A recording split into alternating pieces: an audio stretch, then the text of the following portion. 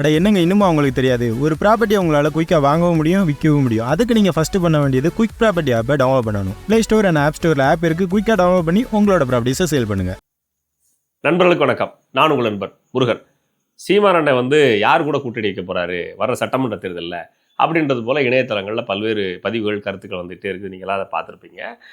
அவங்களுடைய வியூகத்தை எல்லாத்தையுமே தன்னுடைய சொந்த கருத்துக்களையும் கட்சியின் கருத்துக்களாக சில பேர் கூட எழுத ஆரம்பிச்சிருக்கிறாங்க. ஸோ அந்த அடிப்படையில் நாமெல்லாம் கூட்டி கழித்து நிறைய நியூஸ் இது மாதிரி பார்த்து நான் என்ன நினைக்கிறேன் அப்படின்றதையும் என்னுடைய கருத்தையும் சொல்ல விரும்புகிறேன். சரியாக இருந்தால் எடுத்துக்கிடுங்க, தப்பாக இருந்தால் விட்டுருங்க. சரியோ தப்போ கீழே கமெண்ட்டில் உங்கள் கருத்தையும் சொல்லிட்டு போங்க. அப்போது நான் சொல்கிறதுக்கு முன்னாடி கூட்டணி குறித்து அண்ணன் மறைமுகமாக சொன்ன ஒரு தகவல் இருக்குது. அதையும் நீங்கள் பார்த்துட்டு தான் நம்ம பேசுகிறத கேட்கணும். ஐயா எடப்பாடி பழனிசாமி பின்னடைஞ்சு ஐயா ஸ்டாலின் 300, 400, 500 ஓட்டுகளில் வெற்றி பெற்று முதலமைச்சராக காரணம் நாம் தமிழர் கட்சி. இவர் 500 ஓட்டில் தோற்கிறார், நாம் 15,000 வாக்கை வைத்திருக்கிறோம். இவர் 250 தோற்கிறார், 22,000 ஓட்டு வைத்திருக்கிறோம். கொஞ்சம் முயன்றிருந்த 300, 400 எடுத்திருந்தோம்னால் ஐயா காலியா இருப்பார், இவர் வந்திருப்பார். இந்த தேர்தலில் என்ன நடக்கும்னு நீ பொறுத்திருந்து பாரு. நாங்கள் ஸ்டாலின் அவர்களை தோற்கடிப்போம், திமுகவை இதை பார்த்ததுக்கு பிறகு உங்களுக்கு ஓரளவுக்கு தெளிவு கிடைச்சிருக்குன்னு நம்புகிறேன். அதாவது அதிமுக தோல்வி அடைஞ்ச இடங்கள் எல்லாம் நாம் தமிழர் 15,000 ஓட்டு 20,000 ஓட்டை வச்சிருக்குது. அந்த இடத்துல திமுக வெறும் 200 ஓட்டு 300 ஓட்டில் ஜெயிச்சிருக்குது.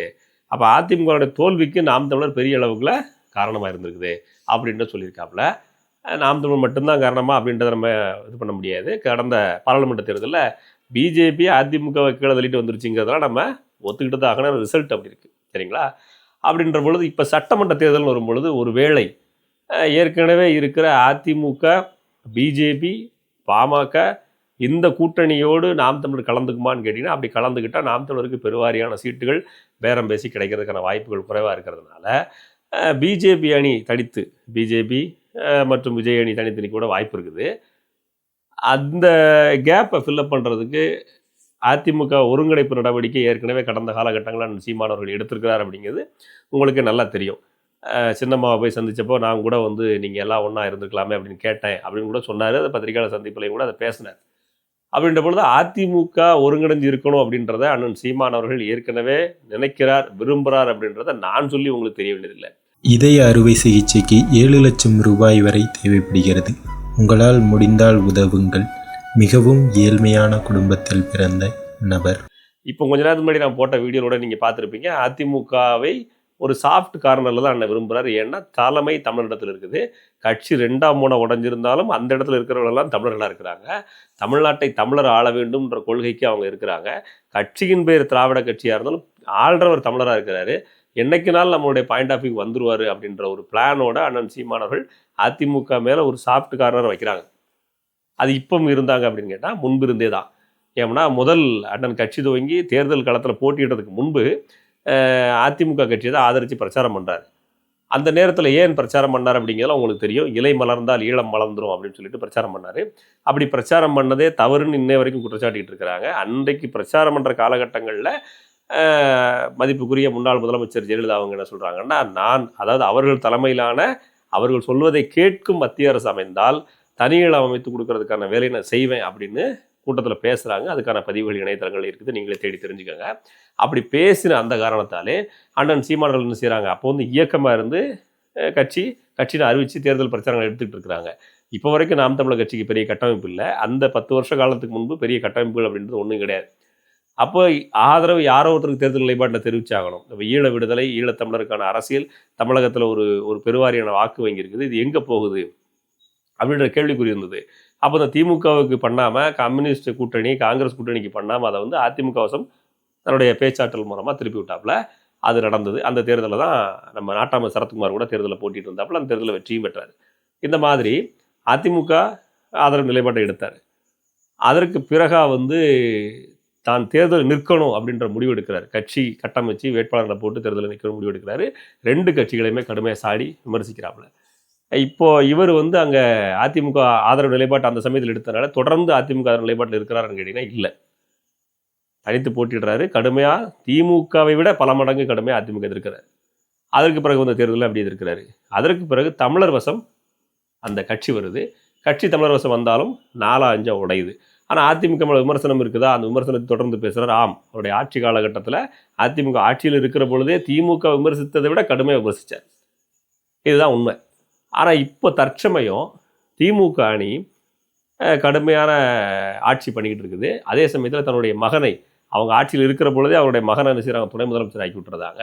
இந்த சூழ்நிலையெல்லாம் இருக்குது. அது மட்டும் இல்லாமல் தனக்கு பேக்கப் டீம் எவ்வளோ முடியுமோ அவ்வளோ பேக்கப் டீம் ரெடி பண்ணுறதுக்கான வேலைகள் செஞ்சுட்டு இருக்காங்க. பிரசாந்த் கிஷோர் பாண்டே வந்து அப்பாயின்ட் பண்ணி கிட்டத்தட்ட 600 கோடி ரூபாய் செலவு பண்ணி ஏற்கனவே தேர்தலில் அவங்க ரெடி பண்ணாங்க.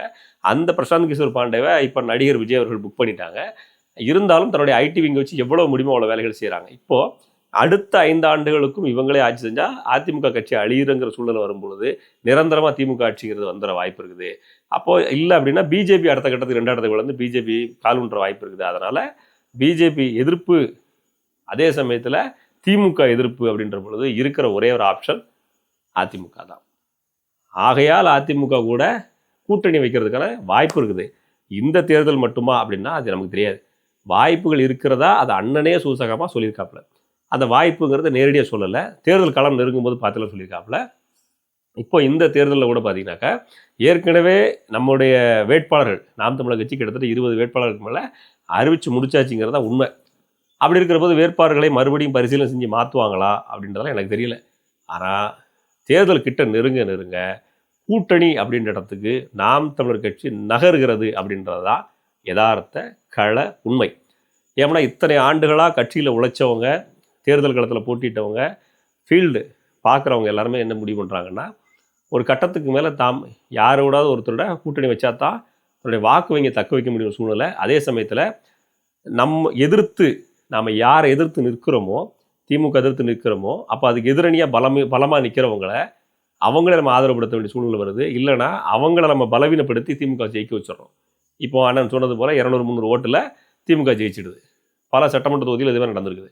அப்போ இந்த சூழ்நிலையில் திமுகவினுடைய தோல்வியை உறுதி செய்யணும்னா எதிராளியை பலப்படுத்த வேண்டியிருக்கு. ஒன்று நாம் பலப்படணும். நாம் பலப்படுற சூழல் களத்தில் இல்லாததால் எதிராளியை தோல்வி வைக்கிறதுக்காக எதிரியின் எதிரி நண்பனாக வேண்டிய சூழல் அரசியலில் வருது. இந்த அரசியல் சூழலில் அண்ணன் சீமானவர்கள் கடந்த கால நிலைப்பாட்டு போலவே தேர்தலில் கூட்டணி கிடையாது, தேர்தலெலாம் கூட்டு பொரியெல்லாம் கிடையாது, சண்டை தனிச்சு தான் அப்படின்னு சொல்கிற நிலைப்பாட்டு எடுக்கிறாரா? இல்லை 2026 தேர்தலுக்கு மட்டும் நாம் இந்த முறை வேறு வழி இல்லை, திமுக வீழ்த்துவதற்காக பொது எதிரி ஒருத்த வர்றான், காலூன்ற விட்டுறப்படாது அப்படின்னு சொல்லி திமுக கூட்டணி கட்சிகள்லாம் ஒன்றா சேர்ந்து சீமானை எதிர்க்கிறது போல் பொது எதிரி திமுக அப்படின்னு முடிவு பண்ணி ஒரு அலையன்ஸ் சேர்றாங்க அப்படின்னா அந்த அலையன்ஸுக்கு சீமான் அவர்கள் பக்கபலமாக நிற்பாரா, அதற்கு ஒரு பெரிய சப்போர்ட் பண்ணுவாராங்கிறதெல்லாம் பொறுத்திருந்து பார்ப்போம். ஒருவேளை அந்த அதிமுக கூட்டணியில் பிஜேபி இருந்தால் அண்ணன் சீமான் அவர்களும் கலந்துக்க மாட்டாருங்கிறது ஓப்பனாகவே தெரியும். அப்படி பிஜேபி இல்லை என்றால் பிஜேபி யாரோடலாம் கூட்டணி வைக்கும், எந்த கட்சிகளை அந்த வருஷம் இழுத்துக்கும் அப்படிங்கிறதெல்லாம் நாம் தொடர்ந்து பார்க்கத்தான் போகிறோம். அதிமுக கூட்டணி வசம் அண்ணன் சீமான் அவர்கள் சென்றால் எத்தனை தொகுதிகள் கிடைக்கும், எந்த தொகுதிகள் அண்ணன் சீமான் போட்டியிடுவார், அதிமுக வசம் அண்ணன் சீமான் அவர்கள் போனால் விஜய் அவர்களுடைய தேர்தல் நிலைப்பாடு வியூகம் என்னவாக இருக்கும் அப்படின்றத உங்களுடைய கருத்துக்களை மறக்காமல் சொல்லுங்கள். அப்படிலாம் ஒன்றும் இல்லைங்க, அண்ணன் கூட்டணிலாம் வைக்க போகிறதில்ல, தனித்து தான் போட்டியிட போகிறாரு அப்படின்னா தனித்து போட்டியிட்டால் கடந்த முறை வாங்கின வாக்குகள் வாங்குவாரா, அதை விட குறைவாக வாங்குவாரா, இன்னும் வாக்கு சதவீதம் அதிகமாகுமா, வென்றால் பயிற்சி, வென்றால் மகிழ்ச்சி, தோற்றால் பயிற்சிங்கிறது இந்த தேர்தலில் தொடருமா, அல்லது சட்டமன்ற உறுப்பினர்கள் சட்டமன்றத்துக்கு போவாங்களா, அப்படி போகிறதா இருந்தால் எந்த ஒரு சட்டமன்ற தொகுதி போகும்னு நினைக்கிறீங்க, ஏன் நினைக்கிறீங்க, கடந்த முறையோட வாக்கு சதவீதம் என்ன, இப்போ வரப்போகிற வாக்கு சதவீதம் என்ன, உறுப்பினருடைய எண்ணிக்கை என்ன, எதனால் அந்த தொகுதி சட்டமன்றத்தில் போகும்னு நினைக்கிறீங்க, யார் வேட்பாளர்கள் நிற்க போகிறாங்க, நிற்கிற வேட்பாளர்களுக்கான முக அறிமுகம் என்ன, அவர்களுடைய ஸ்ட்ராட்டஜி என்ன, அதாவது எந்த வியூகத்தை வகுத்து அவங்க சட்டமன்றத்தின் கட்டுப்பாட்டில் வச்சுருக்கிறாங்கிறதெல்லாம் கொஞ்சம் அறிவுபூர்வமாக சொல்லணும். சும்மா 19 வந்து 214 எங்கள் அண்ணன் நிற்பார், அடுத்து முதலமைச்சர் அப்படி சொல்லக்கூடாது. அது கிட்டத்தட்ட 10 வருஷமாக அப்படி சொல்லிகிட்டு இருக்கிறான். ஆனால் தேர்தல் களம்னு வரும்போது 8.22 கடுமையாக முட்டி மோதி தான் வந்திருக்கு. ஏன்னா 4 முறை சின்னத்தை மாற்றியாச்சு. இனிமேல் இந்த சின்னம் கொடுக்க போகிறான்னு தெரியல. இதற்கு பிறகு மக்கள்கிட்ட கொண்டு சேர்க்கணும். புதிதாக ஒரு நடிகர் களமிறங்கியிருக்கிறார். அதிமுக பலவீனப்படுது. அதிமுக பலவீனப்படுத்துகிற முயற்சியை எடுத்த திமுக ஒரு பக்கம் வளருது.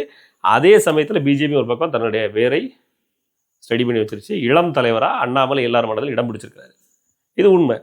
நீங்கள் ஏற்றுக்கிட்டாலும் ஏற்றுக்கிடாட்டியும் அண்ணாமலைக்கான வாக்கு சதவீதம் ஒன்று கணிசமாக இருக்குது. இது கள யதார்த்தம். அண்ணாமலைக்காக இன்வெஸ்ட் பண்ணக்கூடிய யங்ஸ்டர்ஸ் வந்துட்டான். அதுக்கப்புறம் உங்கள் விருப்பம். சரி, என்மன கருத்துக்களை சொல்ல நினச்சேன் இல்லையா? இந்த முறை அண்ணன் தனித்து போட்டியிட்டா 8% இருந்த வாக்குகள் அதிகபட்சமாக 10% வந்து எட்டும். என்னுடைய தனிப்பட்ட கருத்து. இதுக்கு சில பேர் கோவப்படலாம், கோவப்பட்டுக்கோங்க. உண்மைன்னு சொல்கிற ஆள் மனசில் பட்டதை அப்படியே பேசுகிறேன். ஒருவேளை அண்ணன் பார்த்துட்டு திட்டலாம், அது எனக்கு தெரியாதுல மனசில் பட்டு சொல்லிட்டேன், கோச்சிக்கிடாதீங்க. ஒருவேளை அதிமுக கூட்டணியிலிருந்து குறிப்பிட்ட சில தொகுதிகளை தேர்வு செஞ்சு வாங்கினா நாம் தமிழர் கட்சி நல்ல ஒரு வெற்றி பெற தொகுதியாக குறிப்பிட்ட தொகுதி ஒரு 30-40 தொகுதியில் அப்படி கொடுக்க மாட்டாங்க. அதிமுக இருந்து 30-40 தொகுதி அதிமுக கொடுக்குறதா இருந்தால் அதிமுக ரொம்ப வீக்காகிடுச்சுன்னு அர்த்தம். அப்படிலாம் கொடுக்க மாட்டாங்க. அவனை கொடுக்குற 10 தொகுதி கொடுத்தாங்கனாலும் அந்த 10 தொகுதி தேர்வு செய்து சென்னை தவிர்த்து தென் மாவட்டங்களை எடுக்கணும். ஏன் சென்னை தவிர்த்துனா, சென்னை ஒரு விளங்காத ஊர். எப்போ ஓட்டு போட்டாலும் திமுக தான் ஓட்டு போடாங்க, ஊர் முழுக்க பிரச்சனைக்குன்னு கதறிட்டே இருப்பாங்க. அந்த ஊரெல்லாம் குப்பை ஊற்றி போட்டுட்டு உருப்படியான 10 ஊரை தேர்வு செஞ்சு தேர்தல் களத்தில் நின்றால் அந்த 10 தொகுதியும் வெற்றி பெறதுக்கான வாய்ப்பு இருக்குது. ஒரு சாம்பிளுக்கு 2 தொகுதி சொல்கிறேன். நம்ம திருநெல்வேலி மாவட்டத்தில் இருக்கிற ஆலங்குளம் சட்டமன்ற தொகுதி, தூத்துக்குடி பகுதியில் இருக்கிற ஒட்டப்பிடாரம் சட்டமன்ற தொகுதி, இந்த மாதிரியான சட்டமன்ற தொகுதிகள் எடுக்கணும் கையில். பத்மநாபபுரம் சட்டமன்ற தொகுதி, இந்த மாதிரியாக வெகு சில சட்டமன்ற தொகுதிகளை கையில் எடுத்தால் நாம் தமிழர் கட்சி பர்டிகுலராக குறிப்பிட்ட ஏரியாக்களில் சட்டமன்றத்தில் நுழையிறதுக்கான வாய்ப்புகள் இருக்குது. இல்லைங்க அப்படிலாம் ஒன்றும் இல்லை அப்படின்னா பார்ப்போம், தேர்தல் முடிவுகள் வரட்டும். உங்களை போல் நானும் காத்திருக்கிறேன். கூட்டணியாவது கொண்டக்கடலையாவது தனித்து தான் புலி கலங்காணும் அப்படின்ற அந்த டைலாக் கூட நாம் காத்திருப்போம். வென்றால் மகிழ்ச்சி, தோற்றால் பயிற்சி, தொடரும் எங்கள் முயற்சி 2031 அப்படின்னு சொல்லிட்டு நம்மளை கிண்டல் பண்ணுவாங்க எல்லாரும். பரவாயில்ல, நமக்கு கிண்டல் பண்ணுறதுலாம் பிரச்சனை இல்லை. நம்மளை நாமளே கிண்டல் பண்ணிக்கிட்டா பரவாயில்ல. ஒரு படத்தில் ஆனந்தராஜ் சொன்ன மாதிரிக்க நம்மளை நாமளே கிண்டல் பண்ணிவிடுவோம், யாரும் கிண்டல் பண்ண வேண்டாம். தம்பி இப்படிலாம் பேசாதப்பா, எங்கள் மனம் புண்ணாகுதுப்பா அப்படின்னா அதை நெட்டு முழுக்க போட்டு கிண்டல் பண்ணுறேன். நம்ம தனியாக கிண்டல் பண்ணி அதை மனம் புண்பற்ற போது பார்ப்போம். அதிமுகவோட கூட்டணி வைத்தால் ஒரு 1-2 தொகுதிகளாக கைப்பற்ற வாய்ப்பு இருக்குது. இல்லைங்க தனித்து நின்றால் அப்படின்னா எந்த தொகுதி வெல்லும் நினைக்கிறீங்கன்றதை கரெக்டாக சொல்லணும். அண்ணன் நிற்கப்படுற தொகுதி எது, அதுக்காக ஒர்க் பண்ணிட்டீங்களா, அல்லது முக்கிய பிரபலங்கள் அப்படின்னு ஒரு 10 பேர் நிற்க போகிறாங்கன்னா 10 பிரபலமான தொகுதியில் நிற்க போகிறவங்களுடைய தொகுதியை ஒர்க் பண்ணிட்டீங்களா, எவ்வளோ உறுப்பினர் சேர்த்துருக்கிறீங்க, ஸ்ட்ராட்டஜி என்ன வகுத்துறீங்கிறத கமெண்டில் சொல்லுங்கள். நானும் பார்த்து தெரிஞ்சுக்கிறேன், மக்களும் பார்த்து தெரிஞ்சுக்கிறோம். நன்றி. உங்களோட பிஸ்னஸை நீங்கள் விளம்பரப்படுத்தணும்னு நினைக்கிறீங்களா? அதுவும் வெறும் டீ குடிக்கிற காசில். அதுக்குன்னே இருக்குது நம்மளோட நாம் மீடியா. ஸோ இன்னும் ஏன் வெயிட் பண்ணிக்கிட்டு இருக்கீங்க? உடனே உங்களோட பிஸ்னஸை விளம்பரப்படுத்துங்க.